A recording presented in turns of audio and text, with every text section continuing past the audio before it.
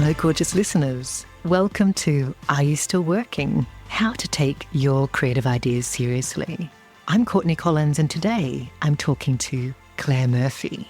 Clare Murphy is a professional storyteller, renowned for captivating audiences with her voice and her presence. Clare is Irish, but she now lives in Bristol. She's performed at festivals and stages across the globe, weaving narratives that inspire awe and wonder. Clare not only tells stories, she also shares her craft, teaching storytelling skills to a diverse range of clients, including NASA, the New Zealand All Blacks, and the NHS in England. Our conversation with Clare took place via Zoom, with a 9-hour time difference. Clare joined from Bristol, while I was on Gambungia country. I've been so excited about this all day. I feel like we've already met because I've been listening to you and doing the research. And I've been following your book tour. I know. And thank you for your beautiful insight into my epiphany at the Big Prawn. So on my Meet the Booksellers book tour, I was having a moment at the Big Prawn in Ballina, which I'd never actually seen in the flesh. And Clare, in her perceptive storyteller way, said something like, "You will be blessed with an exoskeleton and the ability to survive in the deep." It was so wonderful. That is what I need to be. That is who I need to be. I need to be a prawn. To be fair, I was only thinking about prawns, but I'm glad it resonated. I just took it. It's exactly what I needed to hear. So I knew you were a special someone. Clare, if your grandmother or grandfather said to you, "Are you still working?" what would you say? I would say yes. And then I would try to find an example that they would understand. So all my grandparents have passed away, but I had a very similar thing happen when I was about 5 years into being a storyteller. My brother could not grasp the concept that I had a job as a storyteller. And it wasn't until I appeared in the Irish Times, which is the national newspaper, where we got interviewed, and this wonderful woman, Lorna Siggins, came to our little gig, wrote about storytelling, wrote about us. And my brother calls me up and says, "Did you know you're in the Irish Times? So this storytelling is a thing." And that's the way it works though, right? Because if people don't have a frame of reference, it's very hard to quantify how this could be a job. So for people who have no connection to the arts, I try and give a concrete example of a job I just did that they can grasp. Because the question I get asked the most is, do you get paid? Do you make a living at that? And you have to give them certain facts. So I say things like, well, I've been doing it for 18 years and this is my only job. And then you can see them trying to do the mathematics needed in their heads for them to make sense of that. And then it's, but so what do you do? And the only bit we can tell them about is the book in the bookshop or the performance in the place. But actually what goes into living like this is a completely other conversation that I don't think most people can get into. Who do you talk to about the work that you do behind the front-facing work? Do you have a community that are literate in that invisible realm? Yeah, I realised really early on that it was going to be a lonely road. I wasn't careful. And so I started looking out for not like-minded, but people who had a similar level of curiosity and reflection as me. So I have a tribe of artists worldwide who I stay in touch with, and we have these conversations. For me, I need them pretty regularly because I think about giving up the job about every 3 to 6 months. And some people need them all the time, and some people need them once a year or once every 10 years, but not just storytellers, writers, dancers, filmmakers, circus. It doesn't matter what you do, but if you work in this realm, let's call it the arts for a general title, I have to have conversations. That's one of the ways I keep going. Tell me, what is it about the job that you want to give up on? Well, the lack of stability. Do you know, we ride those waves of instability all the time. Like, did you know, Courtney, that there are people in the world who get a paycheck every week? And on their paycheck, I've heard rumors that it tells them how much is going towards their pension, and it tells them all kinds of interesting facts. And someone else helps pay their tax. So there's things like that. There's a stability aspect. And of course, the world has changed massively and the security of long-term jobs is gone and all of this sort of thing. But yeah, that constant invention and innovation that we have to do as artists all the time can be tiring. So I let myself, my family are really used to this now. I let myself get into a fantasy. I should quit and make coffee, because I was trained as a barista 25 years ago by an ex-cop. And I thought, well, I could probably get that back if I needed to. Coffee's never gone out of fashion. So I let myself do that as a little release valve. But the payoff for what we do, for being in the creative work, is so high that I want to do this until I die. Tell me what's pleasing you about it now, or this week particularly. This morning I was looking into some science coming out of Australia, actually, which is really nice, from Flinders, around soil health. And they've come up with this beautiful way of talking about soil health, that if you listen to the soil, as much as you would listen to a human body with a stethoscope, so they have these acoustic instruments, they listen to the soil, and if they hear the singing, the music that they're expecting, that indicates the soil is healthy. And if they hear silence, the soil isn't healthy. And this comes out of Flinders University. And that is such a delightful... I know about the idea of the planet singing from Pythagoras. I made a whole show about it. It's the health of our planet and everything. So that was what I was doing this morning, alongside researching mythology around soil, because of a new show I'm making. And when I'm in there, there's my two favourite places to be. And I've got questions for you, by the way. I don't want it all to be me answering questions. Is when I am on stage telling stories with people, and when I'm in the creative making space, because those are the places where I get to sink into a state of wonder or elevated wonder, and then I lose the feeling for my body because I'm inside this creativity. That's when I'm doing the kind of research bit. Or if I'm on stage, I'm inside the living relationship with creativity, where the audience are participating, which is one of the great joys of storytelling. So there's no fourth wall, and that's incredibly intoxicating. So they're two different states of creativity, but they're so nourishing and delicious. Do you know that I'll often be standing in my room sort of buzzing as I'm trying to grab onto ideas and information, and sometimes I work on big bits of paper. I'm going to ask you the same, though, because you've just had this book come out, which is a very different process. It's a long process. Where does that deep joy of creativity come for you, do you think? So on release day, the day the book landed in bookstores, I really felt keenly the best part of it was the doing, the writing of the book. There was this energetic clinging. It's called release, right? You need to release something that's in your body that you've been carrying for such a long time.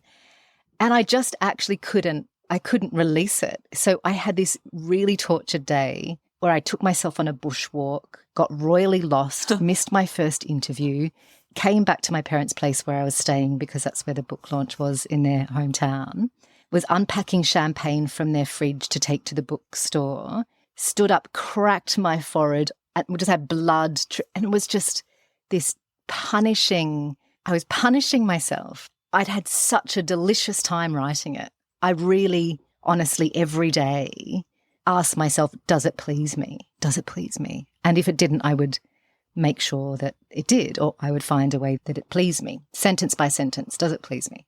So when I finished the book, how could I not be pleased? I was really pleased and proud.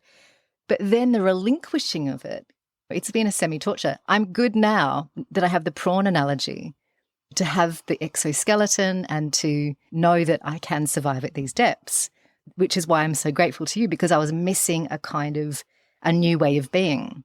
I know how to be in that space of the focus and the line by line. Yeah, there's an exchange when it's working.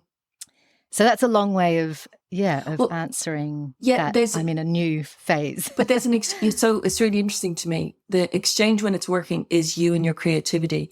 And the exchange when you release the book is you and the audience in a living relationship with the book. So you go from being a couple, that's you and the creative muse, to being a triangle, right? And that's a huge shift. And I have to, if you don't mind, I have to comment that I actually don't think of it as you punishing yourself at all. If you think about that day metaphorically or mythologically, it's spot on, right? Because you were in a living relationship with this book for a long time, which is extremely intimate and personal.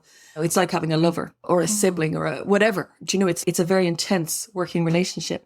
And you had to move from that into another type of relationship. And to do that, you went walkabout in nature. You got lost, really important, right? And then you cracked open your cranium. You literally drew blood.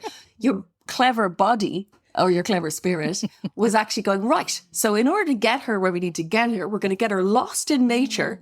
And then we're going to stop our brain working, which when you look at the way shamans work, often shamans have a period of sickness or illness before they can become fully embodied spiritual doctors for their people.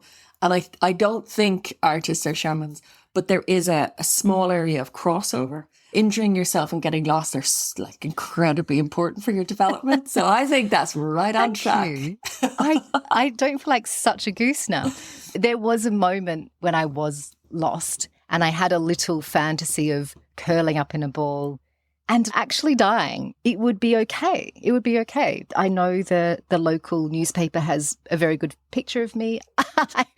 It would be author dies on publication day. It would be beautiful, symbolic. You wouldn't have to deal with reviews. I wouldn't have to deal with whatever was about to, come next. And that's the truth, right? That's the truth. As a successful writer, successful performer, you're still that scared on publication day. I think that's a real sign you're alive, as opposed to resting on any laurels and going, yeah, I got this, I don't know a lot of artists that live there. I know a lot of artists that live where you are.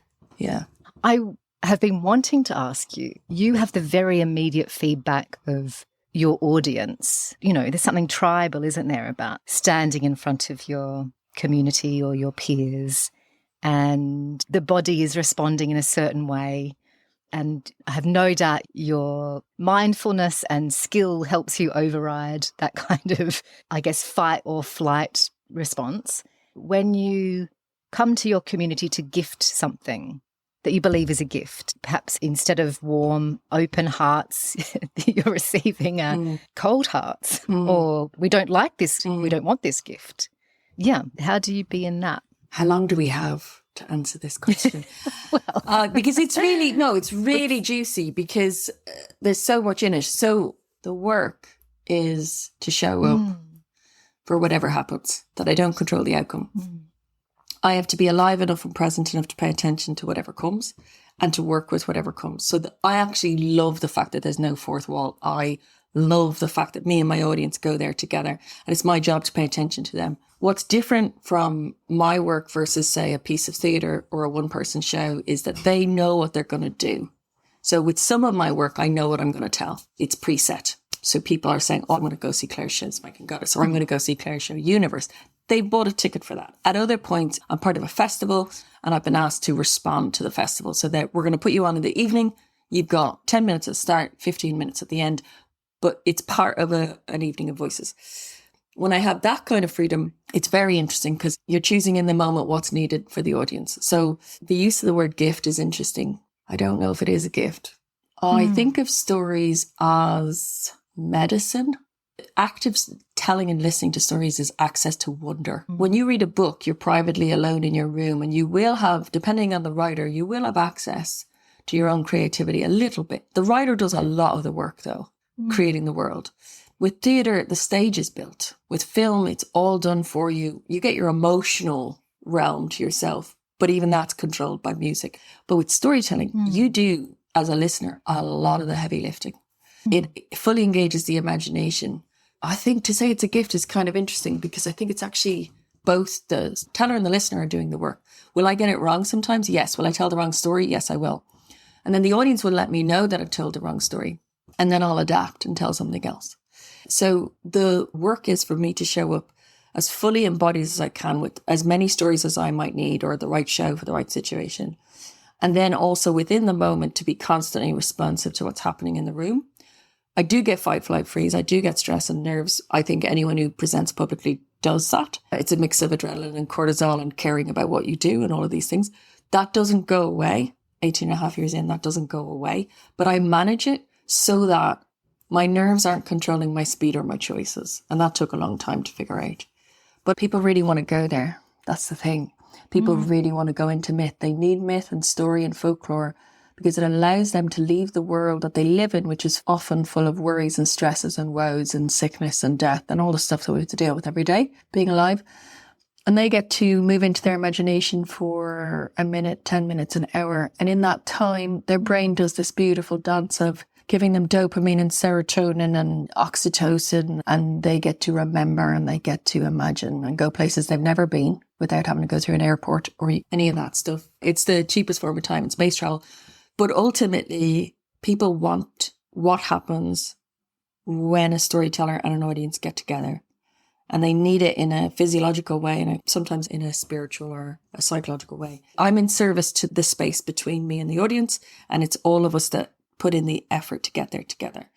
Generally, story is quite a heart-centric environment, and people are there because they want to listen. However, there's lots and lots and lots and lots of cultures in the world where talking during a story is not only considered normal, it's essential. Nigerians are really good at it. They will shout out in the middle of stories, encouragement to the character or to the storyteller. And that's also, there's an old Irish practice of that called good manning. Good man, go on. I had a beautiful experience of this in a school. It's about 300 kids. I'm up on stage in the assembly. So many faces stretching back and there's teachers speckled in amongst them.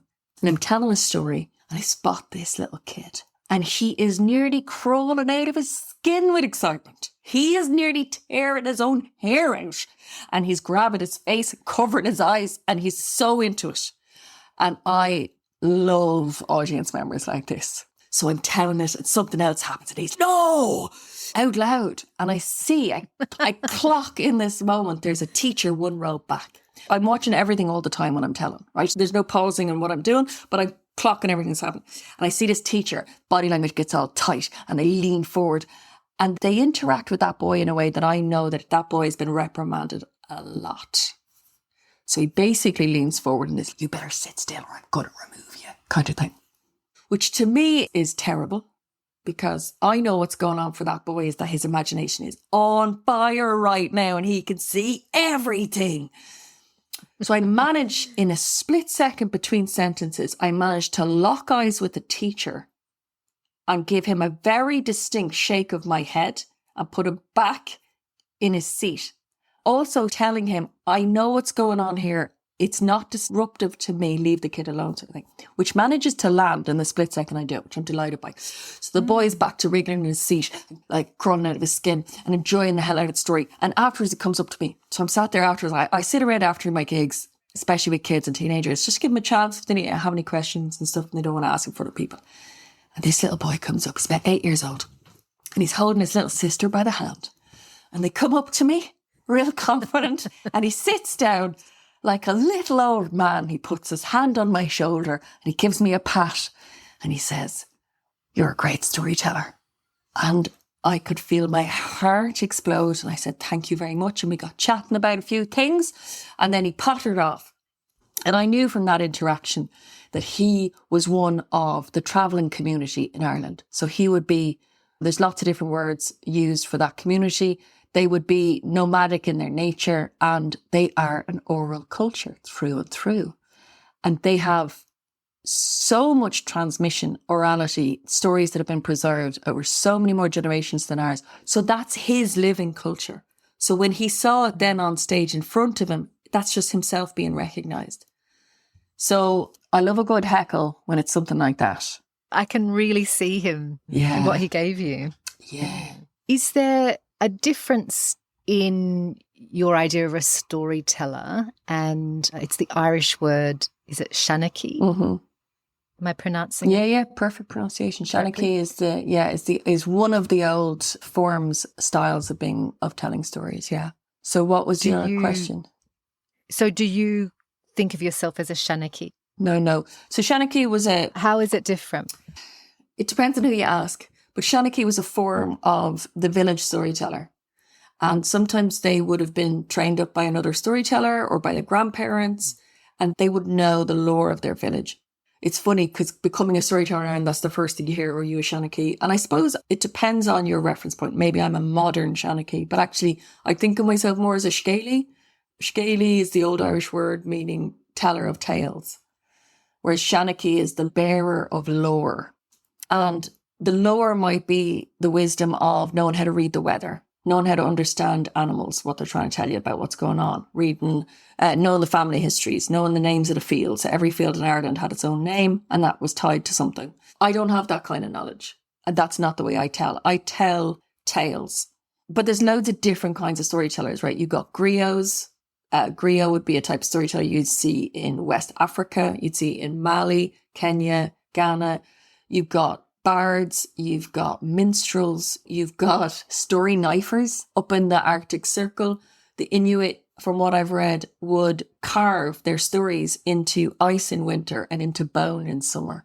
You've got the tea house tellers in China.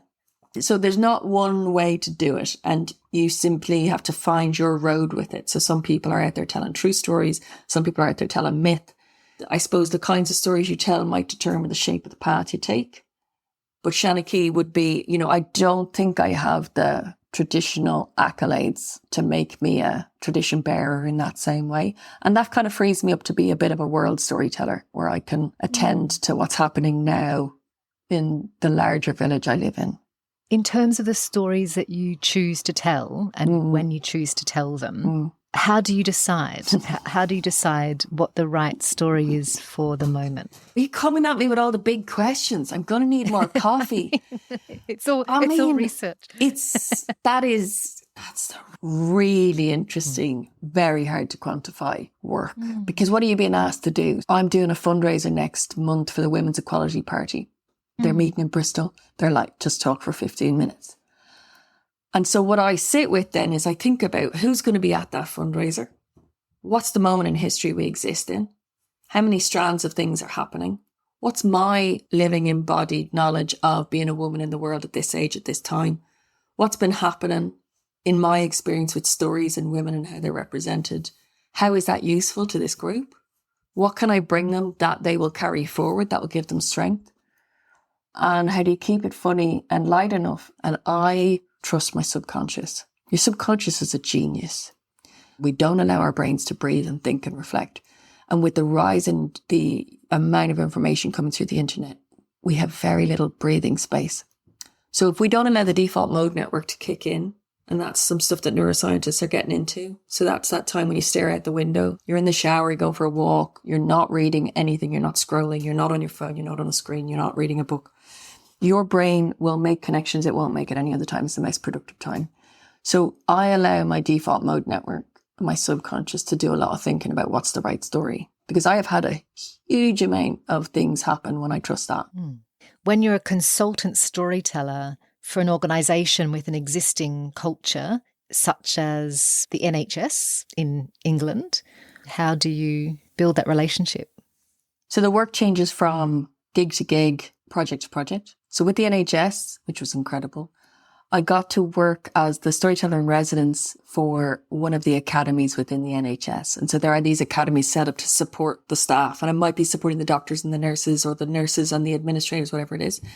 And so during the pandemic, they were very time poor, but they were also very fraught and in need of something. So what I ended up doing, to my great pleasure, was running salons. So I run a salon at my house with my husband, and we bring in people from all different disciplines, and we host an evening where we ask a scientist and an artist and a mechanic, or could be whatever, right? We try and get someone from science, someone from arts, and a third thing. And we have each of them speak, and then that generates conversation in the room. We create a cross-pollination, an interdisciplinary space. And I offered that to the NHS, and they said, yeah, because I wanted to talk about something that was relevant to them. The titles of one of the salons was, "What is the opposite of blame?" Because there's a huge blame culture in medicine. Another was about, how do we reset? These are people who have to reset every day or every week in such a high level of crisis. So we had our speakers speak, and then we would move to Q&A.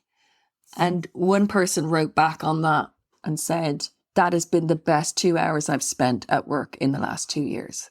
And we covered everything from why you should get in cold water outside to why humor can save your life when you're dealing with death.